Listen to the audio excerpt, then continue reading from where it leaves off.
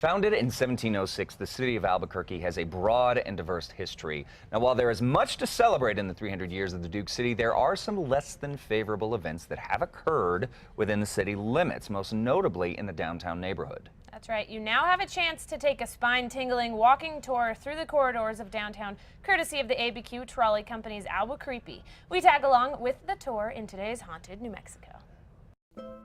Beneath the towering office buildings and twinkling lights of modern downtown Albuquerque lurk the memories of public hangings, duels, horrific murders, and locations haunted by those who have passed on. Tales of vengeful lovers, murdered soldiers, and mysterious specters await around every turn. There's no better way to experience the haunting past of downtown Albuquerque than through Albucreepy, ABQ Trolley Company's downtown ghost walk. The Albucreepy Ghost Tour is about a 90-minute walking tour of downtown Albuquerque.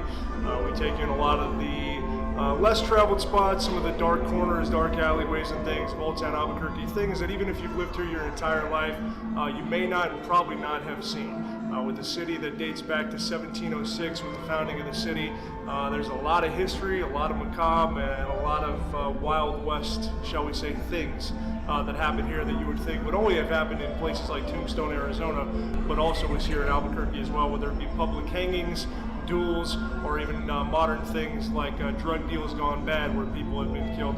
We've got it all down here, and we like to share a lot of those stories as well as some aspects of ghost hunting with you here on the tour. The tour features the historic sites and buildings that have witnessed the tragic and terrible. The stops include the Wool Warehouse, where ghostly faces have been seen peering out of second-story windows.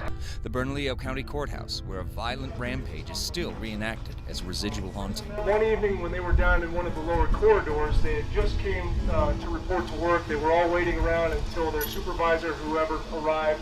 And all of a sudden they said that they saw a book fly out from one of the rooms, out into the hallway, spin a few times, and then come to a stop. In downtown's most notorious haunted landmark, the historic Chemo Theater. While many speculate about the ghostly happenings at the Chemo, history does tell us that 6-year-old Bobby Darnall was tragically lost to a boiler explosion in 1951. To appease his restless spirit, performers leave tokens of gratitude in a secluded shrine backstage. One of the elements of ghost stories that is often overlooked is that the people that are claimed to haunt these locations, whether it's the Chemo Theater, or the La Posada, or the St. James, they were real people in many cases.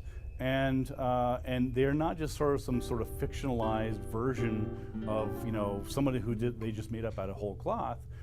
These were real people. And so I think that there's a certain obligation that people have, and that I try to do in my research and my investigations, to give the people their due. I mean, how would you like it if 200 years from now someone used your name and said, oh yeah, this person was an evil person, and he killed 4 people and his ghost is haunting this building?